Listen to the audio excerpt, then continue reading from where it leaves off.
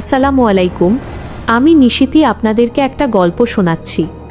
এই গল্পটা কিন্তু অনেক ভয়ঙ্কর। মনোযোগ দিয়ে শুনবেন।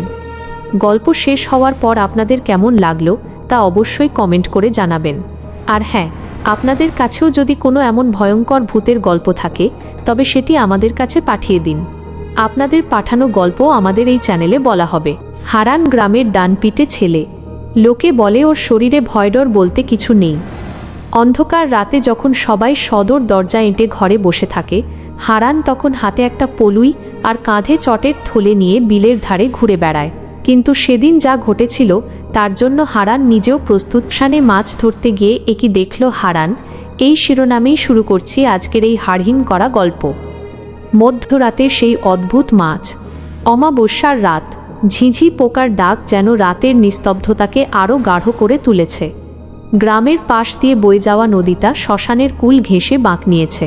হারান শুনেছে বর্ষার এই সময়টায় শ্মশানের ঘাটে বড় বড় শোল আর গজার মাছের আনাগোনা বাড়ে।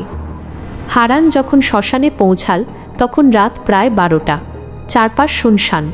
চিতার আধপোড়া কাঠগুলো থেকে তখনও হালকা ধোঁয়া বেরোচ্ছে। হারান সেদিকে পাত্তা না দিয়ে হাঁটু সমান জলে নেমে পড়ল।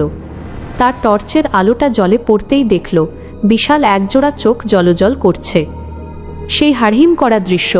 হারান ভাবল বড় কোনো মাছ হবে। সে সাবধানে পলুইটা উঁচিয়ে এক কোপে বসিয়ে দিল ঠিক মাছটার ওপর। পলুইয়ের ভেতরে প্রচণ্ড ছটফটানি শুরু হলো। হারান উল্লাসে চিৎকার করে উঠল, আজকের শিকারটা যা হয়েছে না। কিন্তু পলুইটা যখন সে ডাঙায় টেনে তুলল তার রক্ত হিম হয়ে গেল। দেখল পলুইয়ের ভেতর কোনো মাছ নেই, আছে একটা মানুষের কাটা হাত। হাতটা তখনও জীবন্তের মতো নড়ছে এবং নখ দিয়ে মাটির বুক আঁচড়াচ্ছে। সবচেয়ে ভয়াবহ ব্যাপার হলো সেই হাতের কবজিতে ঠিক হারানের বাবার ঘড়িটার মতো একটা পুরনো ঘড়ি বাঁধা। অদৃশ্য সেই ছায়া। হারান থরথর করে কাঁপতে লাগল। টর্চটা হাতে নিতেই দেখল নদীর ওপার থেকে কেউ একজন ধীর পায়ে হেঁটে আসছে, কিন্তু তার কোনো মাথা নেই। কেবল একটা কবন্ধ দেহ জলের ওপর দিয়ে ভেসে আসছে হারানের দিকে। হঠাৎ চারপাশের ঝোপঝাড় থেকে অদ্ভুতুরে হাসির শব্দ ভেসে আসতে লাগল। হারান দেখল শ্মশানের সেই আধপোড়া চিতাগুলো থেকে দাউ দাউ করে নীল রঙের আগুন জ্বলে উঠেছে। সেই আগুনের আলো এসে দেখতে পেল শত শত কঙ্কালসার বেঁধে নদীর পাড়ে বসে মাছ ধরছে, আর তাদের প্রত্যেকের হাতে একটা করে কাটা মানুষের মুন্ডু।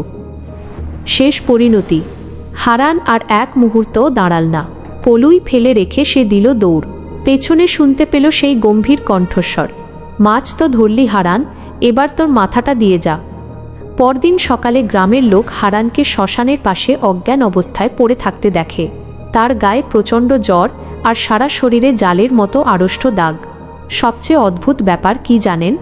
হারানের সেই শখের পলুইটা পাওয়া গিয়েছিল ঠিকই, কিন্তু তার ভেতর আটকে ছিল কয়েকটা মানুষের হাড়। সেই থেকে হারান আর কোনোদিন রাতে মাছ ধরতে বেরোয়নি। আজও অমাবস্যার রাতে শ্মশানের পাশ দিয়ে গেলে লোকে বলে জলের নিচে কার যেন নিঃশ্বাসের শব্দ শোনা যায়।